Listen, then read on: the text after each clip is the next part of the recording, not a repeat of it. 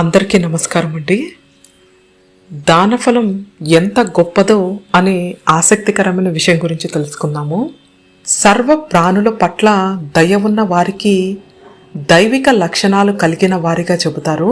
పవిత్ర భావనలతో నిస్వార్థంతో జీవించే వారికి తాను వెన్నంటే ఉంటానంటాడు శ్రీకృష్ణ పరమాత్ముడు గీతలో. ఆధ్యాత్మిక సంపద కన్నా కాలంతో పాటు కరిగిపోయే భౌతిక సంపద పట్ల అనురక్తిని పెంచుకుంటూ మోహంలో కూరుకుపోతారు చాలామంది. తమ చుట్టూ ఎందరో అభాగ్యులు ఉన్నా సాయం చేసేందుకు వెనకాడుతూ ఉంటారు. దీనులకు ఉపకారం చేయడం వల్ల కలిగే ఫలితము పవిత్రత సర్వ తీర్థాలలో స్నానం చేసిన తీవ్రమైన తపస్సు ఆచరించిన లభించినంత పుణ్యం లభిస్తుందని స్కాంద పురాణం చెబుతుంది. దీనులు ఇతర ప్రాణుల పట్ల కరుణ ఉన్నవారికి ప్రపంచంలో దుర్లభమైనది ఉండదని అంటారు తులసీదాసు.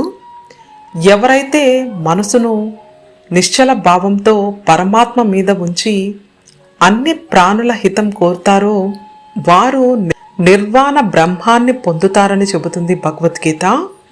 ఇందుకు సంబంధించిన ఒక ఆసక్తికరమైన కథ గురించి తెలుసుకుందాము. ఒక ఊరిలో ఒక రాజు తీర్థయాత్రకను వెళ్తూ కొందరు ప్రజలను వెంటబెట్టుకెళ్తాడు.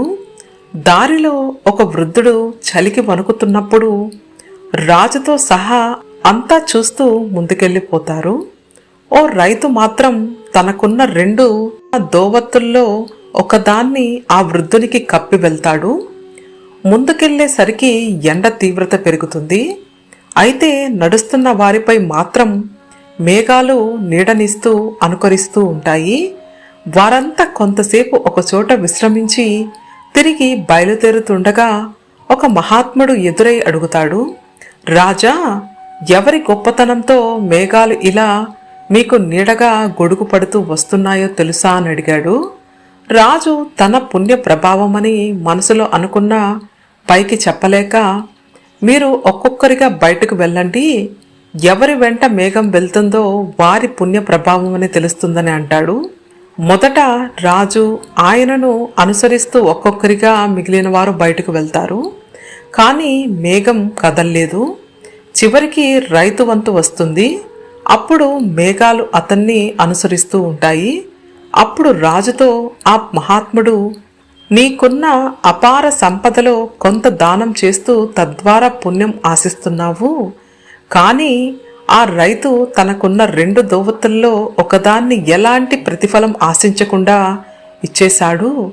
పరమాత్ముడు కోరుకునేది ఇలాంటి నిస్వార్థ భక్తినే అని వివరిస్తాడు.